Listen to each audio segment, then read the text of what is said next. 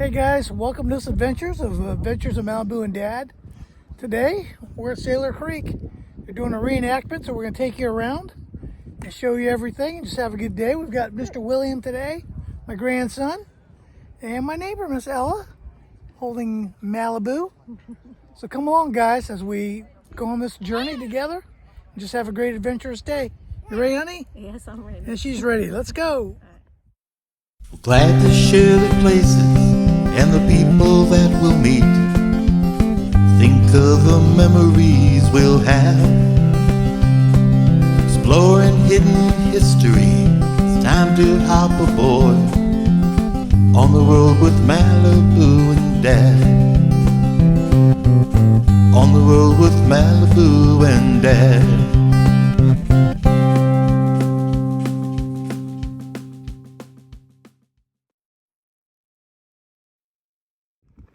Alright guys, so here's some of the reenactors. So sorry about the wind blowing so hard. But see them all in their gear and the flags. So let's go check them out. Alright guys, so we have one of the portraying actors today. He's playing General Philip H. Sheridan, and this is the General right here. Good afternoon, General. Thank you for letting us coming and visit you in your headquarters as you're attempting to put this skirmish together. Can you tell us a little bit about your role that you play, sir? Well, at this time I'm in command of the Army of the Potomac and the Army of the Shenandoah, Cavalry Corps, I should say, with the and we've got roughly 10,000 cavalrymen in 3 different corps, and probably about 20,000 in the Army of the Shenandoah as well. And so we're part of the movement, if you will, leading up to this battle. Of course, it all started a few days ago, where when Lee and his forces decided to abandon Richmond, and of course where I had a bit of a hand in that was helping to secure the South Side Railroad at a place called Five Forks. And so once Lee's, I guess, final route of supply was terminated, then he felt that he'd have to abandon Richmond. And of course his battle plan apparently was to try to do a breakout to the west, hoping to get to Danville and then south and join up with Joe Johnston's forces in the Carolinas and that sort of thing. So the main issue we ran into, of course, was the weather was extremely horrible. A lot of rain, mud, and the whole thing. And so the problem I ran into a little bit with was with federal command. A lot of them thought the weather was too foul, too rough to make this work. And so that's where I actually had a little chat with the boss, Ulysses Grant there, and kind of convinced him. I said, well, I already have my troopers going. The cavalry's already on the move, sir. And I said, we just can't afford to let Lee escape. We have to try what we can to try to cut them off and bring this to an end. And so we had like several skirmishes, Amelia Courthouse and Namazine and that sort of thing. And of course, where I ran into a little bit of an issue was technically my boss was George Meade. And Meade, again, was still kind of content just to follow. And of course, Meade at that time was actually quite ill. He's in a wagon, an ambulance at that time. And so that's where I ended up, after running into a little bit of an issue with him, I actually had to send a couple of my Jesse Scouts back to headquarters, back to Grant, to have him come up here and say, sir, you need to be up here. Because if the thing is pressed, I think we can take lead. And of course it came back with let the thing be pressed. And so, again, a lot of hard riding, a lot of hard fighting. Even getting to here, of course, one of the main cavalry commanders that really worked well for us here was our friend George Custer and that sort of thing. So he had his own separate brigade at that time, and so he was quite instrumental in, especially getting to Amelia Courthouse and capturing the rations that were there. and that sort of thing. And then, of course, finally bringing up, if you will, Grant and the rest of the troops. Of course, you also had the Army of the James under George Ord. He was so instrumental in getting his troopers, again, finally on to Appomattox, where he, I mean, even, you know, I said at Appomattox, it was actually, you know, Custer and myself, who were actually to get the cavalry out in front to do the blocking. But what finally really sealed it was getting infantry out there. And so the, you know, the Army of the James was so, you know, instrumental to actually, you know, put that extra, you know, the manpower across there to finally, you know, block the Confederates that they were not going to have a way out.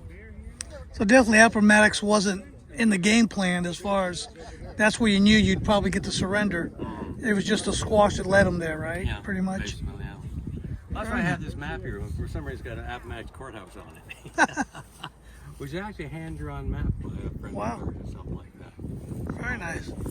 Well, thank you very much. You're welcome. Guys, look at this saddle. Yeah, the famous cannon. Cavalry saddle. My buddy. Isn't that beautiful? That cannon's my buddy. I always hang out by it. You know? Very nice.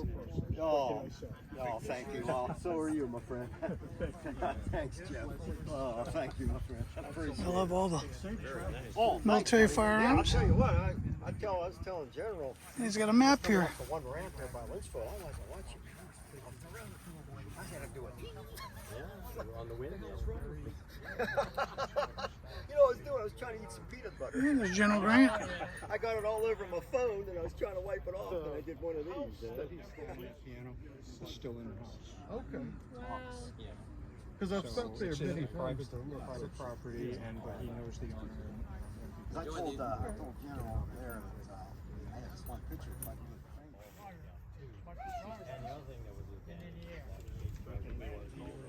All right, guys, we're inside. Show you some of the Sailor Creek stuff. All the cool Civil War stuff, guys.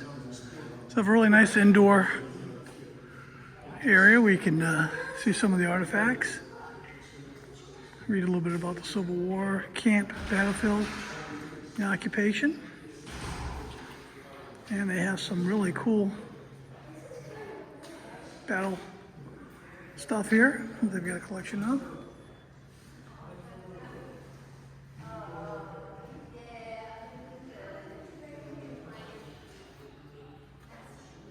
It's always neat when you see the artifacts, especially when they're in pretty good condition after all these years. There's a really cool depiction photo of the battle.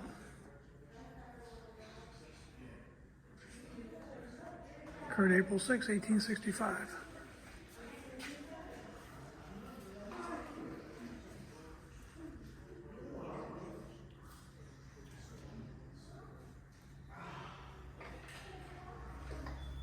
So we're at the battlefield, by the field hospital.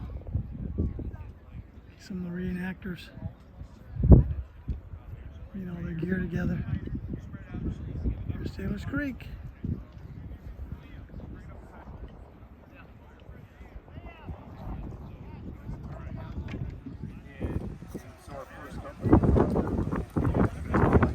it's good because we're just going to go forward in the line and blah blah blah. We have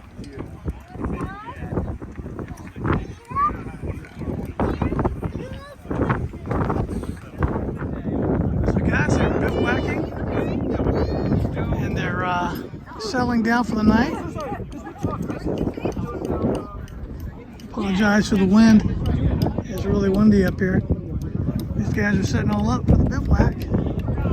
When these guys do the reenactment, they actually, you know, they live the real deal, man. Nothing modern here. They're supplied the same tack as the armies. There's a shot of the battlefield. You can see all their stuff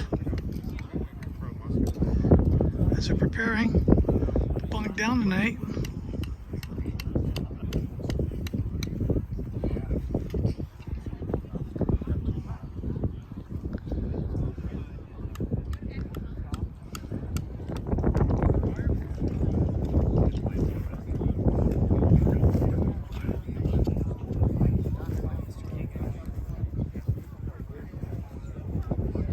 Guys, it's kind of a weird feeling. You feel like you're actually here during the real time, and these guys are so authentic looking.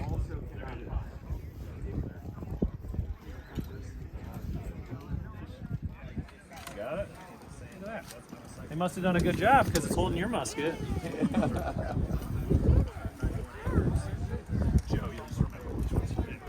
down, down. Down there.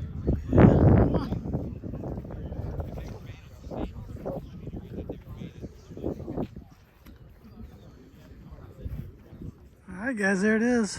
Historic Sailors Creek battlefield, equipped with cannon and all. This has been a really fun adventure, seeing all the reenactors. A lot of these guys, they just love it. So thank you for coming along on the channel and enjoying this Sailors Creek reenactment battlefield tour and adventure. All along that tree line there, guys, there's still buried Confederate soldiers who never left this battlefield. Still here today. So guys, this is how they used to do the old tintype photos. And we actually met Christine in Florida when we were living in Florida. She's all the way up here, Sailors Creek, doing the same thing.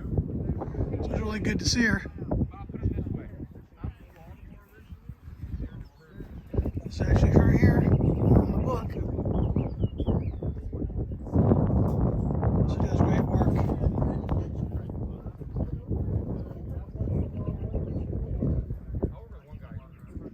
That's her, some of the cavalry riding. That's really cool to see in reenactment when you see the horses.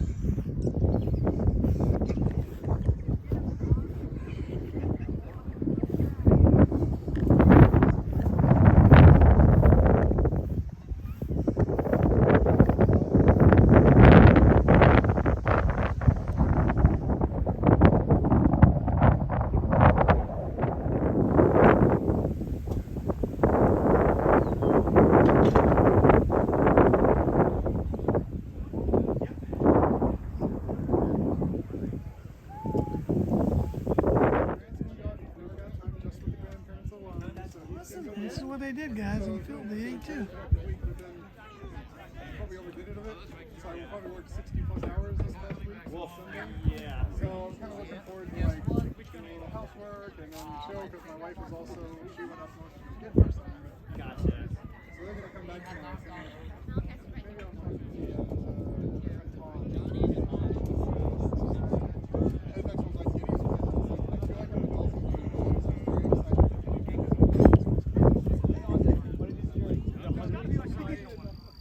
All right, guys, so we're out here. They're bivouacking. It's later in the evening here at Sailors Creek. And they are all settled down for the night, guys. The sun's coming down. It's beautiful out here.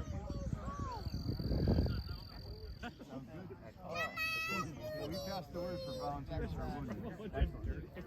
Thank you. Sit in a mud puddle.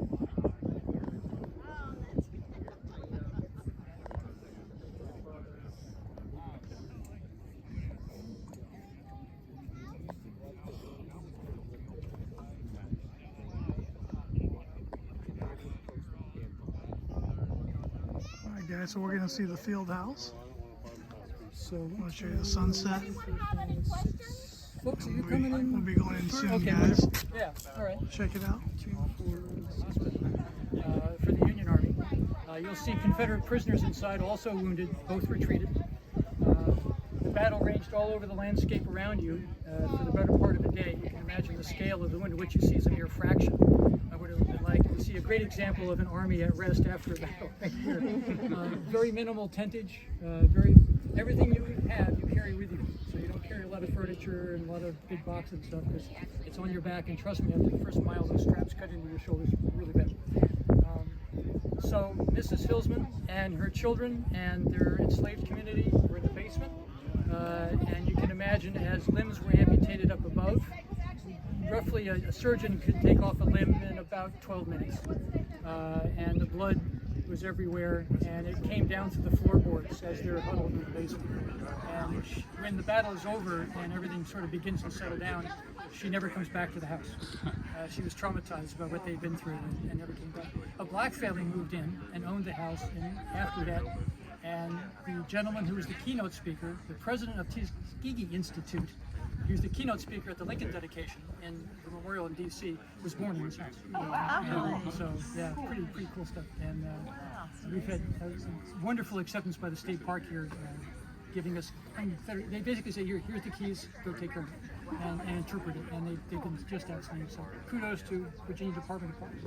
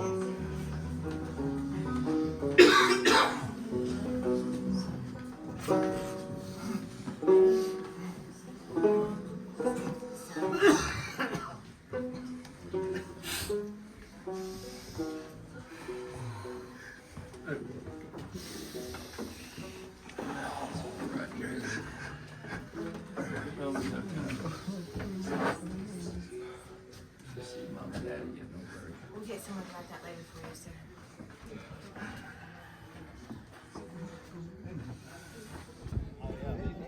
I was just a wee lad at the time. So the Confederate prisoners are under guard right now. These are captured prisoners. What they had to do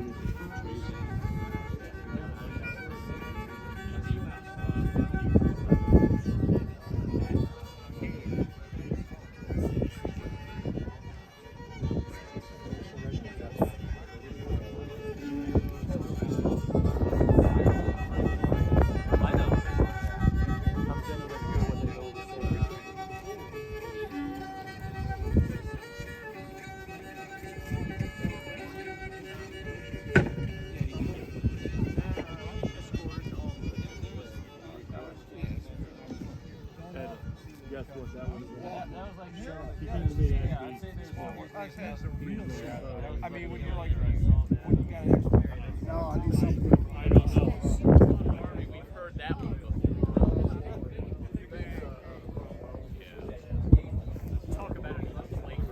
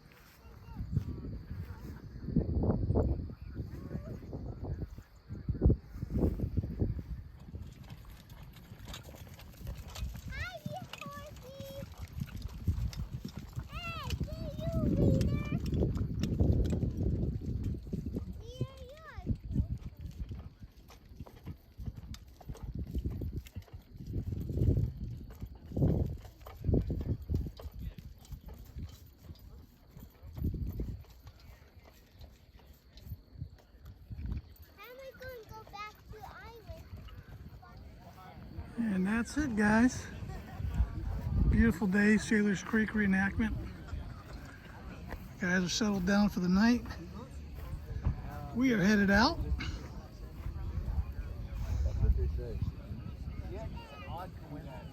That's about as real as it gets right there, guys. Looks really cool. From Adventures of Malibu and Dad. Hope you enjoyed the video. Love you guys. Get out on an adventure. Have fun. God bless.